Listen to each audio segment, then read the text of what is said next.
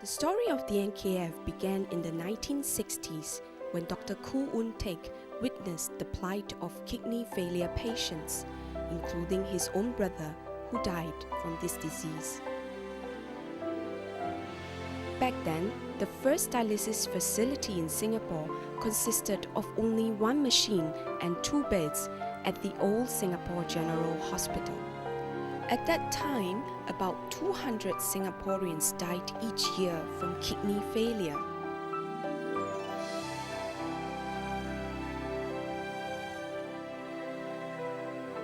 As a nephrologist, Dr. Koo was determined to set up a national kidney foundation to help kidney patients.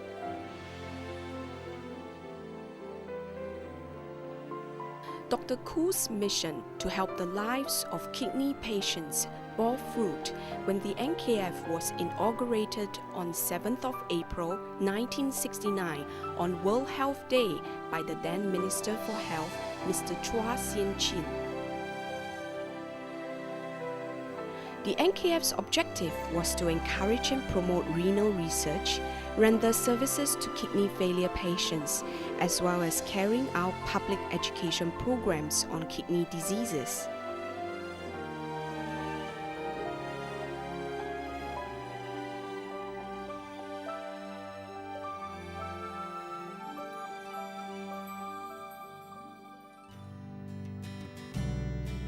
Dr. Koo knew that kidney transplantation provided the best quality of life and dialysis was only an alternative treatment for kidney failure. After the Medical Therapy Research and Education Act was passed, the NKF embarked on its first kidney donation campaign to dispel some of the fears and misconceptions among some people about donating organs. In 1986, with the support of the public, the Human Organ Transplant Act was passed. In 1991, NKF launched a campaign to educate the Muslim community on kidney donation, transplantation, and persuade them to pledge their kidneys. In 1999, it spearheaded a 5-year multi-organ donation public education campaign to encourage organ donation. In its continuous effort to promote organ transplantation, the NKF organized international meetings and congresses in promoting the development of nephrology. In September 1982, the NKF officially opened its first dialysis center at the Kwang Wai Shiu Hospital. However, it could only admit a few patients as it did not have sufficient funds. Since majority of kidney patients were not being able to afford the high costs of dialysis, the NKF's then CEO, Mr. Titi Duray, began to look into establishing a financially sustainable dialysis program. NKF came up with the idea of building dialysis centers at the void decks of HDB estates to save on rental costs and at the same time provide easy access and convenience to patients living in the heartlands. In 1987, NKF's first satellite dialysis center was established in Tua Payoh with donations from Singapore Airlines. It was the beginning of a new era for more centers to be built within other housing estates, bringing affordable dialysis to kidney patients. The NKF had to launch a program that was feasible, yet at the same time not a burden on the public and the government. So it introduced a co-payment system where patients pay part of their treatment costs, with the NKF providing high subsidies through public support as well as reimbursements from medical insurance. To ensure that patients who can work are gainfully employed, the NKF introduced 3 shifts of dialysis in 1990 so that those who are working during the day can have their dialysis during the evening shift. It is rare for women on dialysis to conceive, and even then, some babies do not survive. The mother would also be more susceptible to anemia and hypertension. However, NKF's effort to provide quality dialysis resulted in a medical breakthrough when one of its patients, Madam Noraini, gave birth to a healthy baby girl. Since then, many other patients have had successful deliveries. To allow patients to lead a more independent lifestyle, the NKF also provided peritoneal dialysis to patients. It is a do-it-yourself, home-based treatment that allows patients to treat themselves independently at night while they sleep.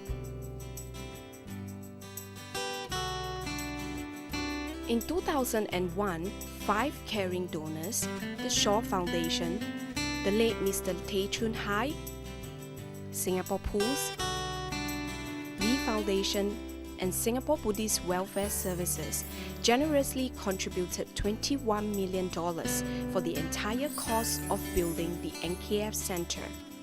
In the same year, the NKF established a children's medical fund with the aim of helping children with other serious illnesses such as heart and lung problems. A year later, with a $4 million donation from the Shaw Foundation, a children's kidney center at the National University Hospital was set up to support children with kidney diseases. With the increasing number of kidney failures, the NKF saw the need for early detection and prevention. It started an early disease detection program in 1997. The NKF conducted health screenings through its mobile health clinics at workplaces, community centers, schools, and places of worship to detect symptoms of diabetes and hypertension. The NKF then established 2 prevention centers in 2002 and 2003.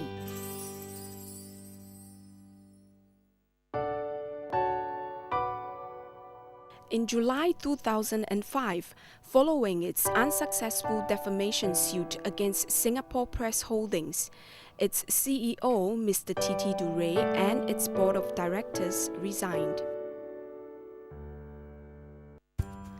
A new board was appointed by the Ministry of Health, comprising distinguished members led by Chairman Mr. Gerard Yee, a respected public accountant and at that time President of the NCSS. The board appointed Professor Goh Chi Leok as its interim CEO, and 9 months later, a new CEO, Mrs. Eunice Tay. With a new board and management team, the turnaround for a leaner, cost-effective NKF was underway. A new vision and mission was set, which was in line with the original objectives of the NKF when it was inaugurated in 1969. It refocused its efforts on being a patient-centric organization, delivering affordable and professional medical services to kidney patients and provide holistic care with social and community support. Calling itself the new NKF, it went about systematically transforming and fixing its deficiencies while at the same time preserving its strengths. It enhanced corporate governance and accountability, improved patient care, streamlined structure, reduced operating costs, and passed on the savings to the patients. Focusing on its core functions of helping needy kidney patients, it handed over the NKF Cancer Fund to Singapore Cancer Society and the Children's Medical Fund to Singapore Children's Society. To serve more needy patients, it opened 3 more dialysis centers in the heartlands. It reduced its dialysis charge 4 times from $200 per session to $130 per session. It consolidated its offices by occupying 7 floors and rented out its vacant floors in 2008. The income generated is being used to fund its operating expenses.